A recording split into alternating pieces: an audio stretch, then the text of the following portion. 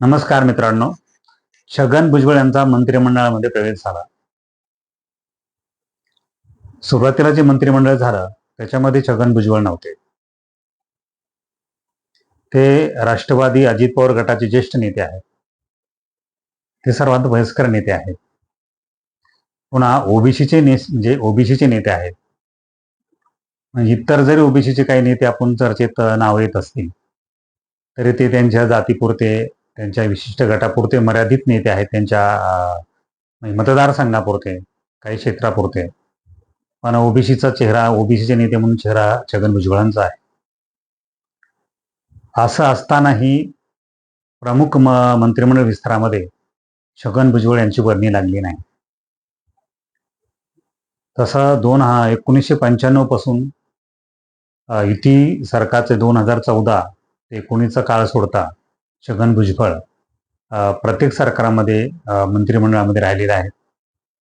ते प्रमुख प्रमुख खात्याचं प्रभारी ते राहिलेले आहेत. पदभार त्यांनी घेतलेला आहे. असे असताना त्यांना सुरुवातीच्या मंत्रिमंडळामध्ये त्यांची वर्णी लागली नाही. ही पण फार चर्चेचा विषय झालेला होता आणि त्यांनी पण त्यांची नाराजी व्यक्त केली. शेरो शायरी करत ते आपलं रडगाणं गात महाराष्ट्रभर फिरले. आणि जेव्हा अजित पवारवर जाहीर वक्तव्य त्यांनी केले आपल्या पक्षप्रमुखावर, आणि जेव्हा पक्षप्रमुखावर जाहीर वक्तव्य केले तेव्हा त्यांनी हे पण त्यातून साधलं होतं. देवेंद्र फडणवीस मुख्यमंत्री यांच्याशी पण जवळीकता त्यांनी दाखवण्याचा प्रयत्न केला होता. आता राजकारणामध्ये दाखवायचे दात एक असतात आणि खायचे दात एक असतात. म्हणजे ते आपल्याला दिसत होते जवळ चाललेले आहेत किंवा ते दाखवत असतील, पण काही घडो, पण शेवटी त्यांना दूर ठेवण्यात आलं होतं आणि त्यांना परवा मंत्रिमंडळामध्ये त्यांचा समावेश झाला. आता मंत्रिमंडळ समावेश झाल्यानंतर साहजिकच प्रतिक्रिया आल्या. मनोजदादा जरांगे पाटील यांनी तीव्र शब्दामध्ये प्रतिक्रिया दिल्या. वास्तविक पाहता त्यांचा जो काही कलगीतुरा रंगलेला आहे 2 वर्षापासून, त्या स्टाईलमध्ये मनोजदादा जरांगे पाटील यांनी व्यक्त झालेले आहेत. तसंच मनोजदादा जरांगे पाटील व्यक्त झाल्यानंतर लक्ष्मणरावजी हाके यांनी व्यक्त होणं अपरिहार्यच आहे, त्यामुळे तेही व्यक्त झाले. त्यांनी मनोजदादा जरांगे पाटील यांनी ओबीसी तळी उचलून धरली. पण हे दोघं ओबीसी आणि मराठा समाजसेवक यांनी आपापल्या भूमिका मांडल्या. आता वास्तविक पाहता जे मीडिया आहे, मीडियांना सुद्धा असे कलगीतूर आवडतात, कारण त्यांना टीआरपी मिळतो. म्हणजे तुम्ही छगन भुजबळ मंत्रिमंडळामध्ये प्रवेश झाला आणि यावर तुमचं काय मत आहे? म्हणजे काही ठराविक असे चेहरे आहेत की त्यांचं मत घेतल्याशी ती मीडियाची बातमी पूर्णच होत नाही. म्हणजे जसं एखादं भाजी केली आणि भाजीमध्ये जर मीठ टाकलं नाही तर, म्हणजे मीठ टाकल्याशिवाय ती भाजीला चव येत नाही. तसं मीडियाला एखादी बातमी भेटली आणि त्या बातमीमध्ये जर काही मनोजदादा जरांगे पाटील असतील, लक्ष्मणराव हाके असतील, अंजिलताई दमाणे असतील, असे जे काही त्यांनी चेहरे ठरवलेले आहेत, त्या चेहऱ्याची कुठे ना कुठं त्यांना प्रतिक्रिया घ्यायच्याच असतात. वास्तविक पाहता अशा प्रतिक्रिया घेण्याची काही आवश्यकता नसते, तर ज्यांना व्यक्त व्हायचं आहे ते व्यक्त होणारच असतात. पण मीडिया अशा पद्धतीचे वाद पेटवत असते, कारण वाद पेटवल्यानंतर त्याच्यातनं टीआरपी मिळतो. आणि मीडिया हे का धंदा आहे, म्हणजे धंदा आहे, ते पूर्ण व्यावसायिक आहेत आणि टीआरपीसाठी ते काही पण करू शकतात. तसं ती मीडिया करत राहते. पण देवेंद्र फडणवीस आणि छगन भुजबळ यांची जवळीकता वाढलेली होती. तथाकथित असेल, कारण राजकारणामध्ये खायचे दात आणि दाखवायचे दात वेगळे असतात. आणि हे सारे समावेश जरी झाला असला तरी मनोजदादा जरांगे पाटील काय म्हणतायत किंवा लक्ष्मण हाके काय म्हणतायत किंवा अंजलीताई दमाणे काय म्हणतात, यांच्या मताला फारसं महत्व सरकार देणार नसतं.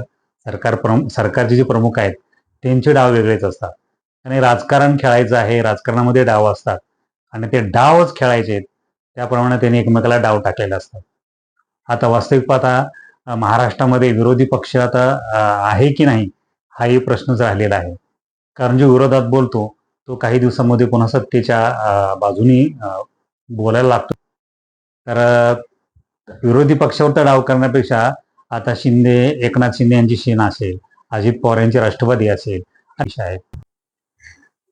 तर तिन्ही महायुतीमध्ये जे 3 घटक पक्ष आहेत त्यांचं काय सारा आलबेल चालला असं नाही. त्यांच्यामध्ये सुद्धा सुप्त संघर्ष सुरूच आहेत. कधी कधी ते चव्हाट्यावर पण येतात. आणि असं साहजिकच आहे, एवढं सारा कारभार करायचा आहे, थोडंसं भांड्याला भांडं लागणार असंही त्याचं समर्थन केलं जाईल. पण जेव्हा विरोधी पक्ष सक्षम नाही तेव्हा राजकारण तर खेळायचं. राजकारण खेळण्यामध्ये हे लोकांना सत्तापेक्षा राजकारण खेळण्यामध्ये एक मजा असते, कारण तो खेळ असतो.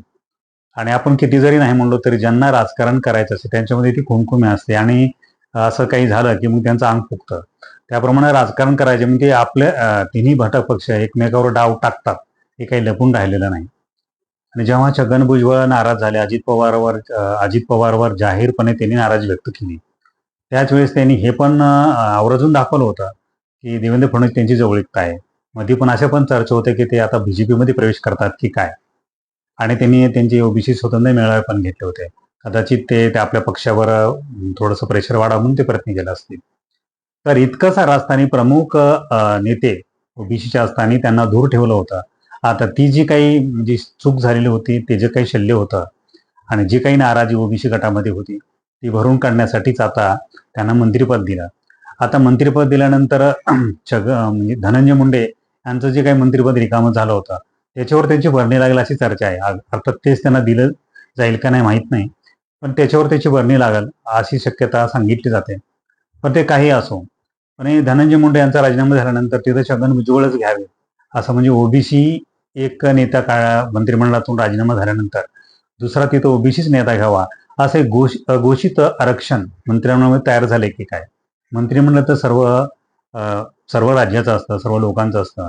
त्याच्यामध्ये तुम्ही जातीचे हा जातीचा मंत्री, तो त्या जातीचा मंत्री असे लेबल लावले जातात. मग लोक तर त्या दृष्टीने पाहायला लागले की आता तुमचे मंत्रिमंडळातले जे काही सदस्य आहेत, त्या तुमचे किती जातीचे सदस्य आहेत असं मोजलं जाईल.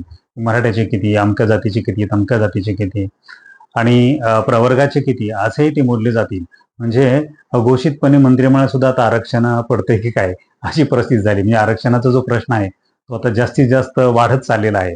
म्हणजे जसं सामाजिक आरक्षण होतं तसं आता मंत्रिमंडळातील आरक्षणचा प्रश्न पुन्हा मोठ्या प्रमाणात चर्चेला जाईल. कारण तुम्हाला जे काही मनोजदादा जरांगे पाटील आणि लक्ष्मणराव हाके यांचे जे काही आता कलगीतुरा रंगणार आहे किंवा रंगलेलाच आहे, त्याच्यात तुम्हाला दिसणारच आहे. आणि हा कलगीतुरा रंगावाच अशा पद्धतीची व्यवस्था हे सरकारी पक्ष करणारच आहे. कारण ते त्यांच्या पातळीवर पडणार आहे. जेव्हा ओबीसी आणि मराठा हा संघर्ष उभा राहतो तेव्हा त्याचा फायदा आपल्याला होतो. त्या जाळावर आपली पोळी भाजता येते आणि ती भाजून घेतलेली आहे. हा त्यांचा अनुभव आहे आणि यश आहे. त्या यशाची फळं पण सरकारी पक्ष चाकतो आहे. तर हे करणार आहे, पण हे तर करणारच आहेत.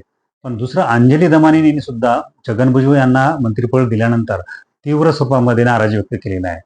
म्हणजे त्यांना तर ते आता फार मला हातबलच वाटल्या. कारण त्या म्हणले आता मी हे भ्रष्टाचाराविरुद्ध जे काही माझा लढा आहे ते सोडून देऊ की काय, अशा पद्धतीवर त्या गेल्या. म्हणजे एखाद्या हाडाच्या समाजसेविकेला, एखाद्या आक्रमक समाजसेविकाला, भ्रष्टाचाराच्या कार्यकर्त्याला अशा पद्धतीची हातबलता येणं हे सुद्धा फार दुर्दैवी आहे.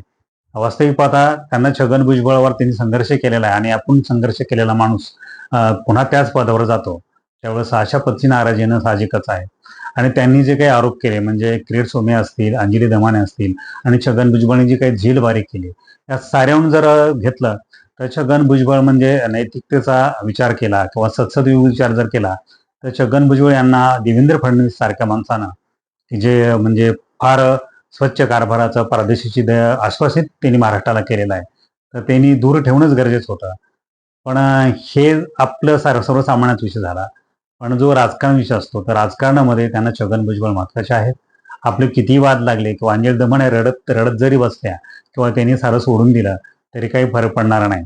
आणि मनोजदादा जरांगे पाटील आणि लक्ष्मणराव हाके यांच्यामध्ये किती जरी भांडणं लागलं तर त्याच्याशी पण सरकारला फार देणं घेणं नसतं. कारण त्यांना त्यांचं राजकारण महत्वाचं असतं. कारण स्थानिक स्वराज्य संस्थांच्या निवडणूक आहेत त्याच्यामध्ये ओबीसी आणि मराठा संघर्ष उभा राहावा हाच हेतू आहे आणि ह्या हेतूनच त्यांना मंत्रिमंडळामध्ये प्रवेश घेतलेला आहे. वास्तविक पाहता त्यांची जी काही म्हणजे छगन भुजबळच आरोप झालेत किंवा तेच तुरुंगाची जेलबारी करून आलेत असं काही नाही. म्हणजे त्या अंजली दमाने सुद्धा सांगितलं की तुम्ही चांगले माणसं घ्या, आता चांगले माणसं आणायचे कुठून. आणि त्यांनी हा संदेश पण सर्वांना दिलेला आहे की तुम्ही कसे वागा. म्हणजे अंजली दमाने सारख्या कार्यकर्त्याला ते शासनाचा हाच संदेश आहे ते समजून घेतला पाहिजे. तुम्ही कसे वागा, किती आरोप करा, आमच्याकडे जी माणसं आहेत ती अशीच आहेत आणि तुम्ही त्यांनाच चांगलं म्हणा. कारण तुम्ही त्यांना सन्मान करा. शेवटी आम्ही तुम्हाला तेच पुढं करणार आहेत. कारण आम्ही सारे एका माळेचे मणीच आहोत. त्याच्यामुळे आमच्यामध्ये चांगला गोरा आणि कोण आणि कोणी धुतल्या तांदळासारखा नाही आहे. तर अशा पद्धतीनं सरकार चालणारच आहे.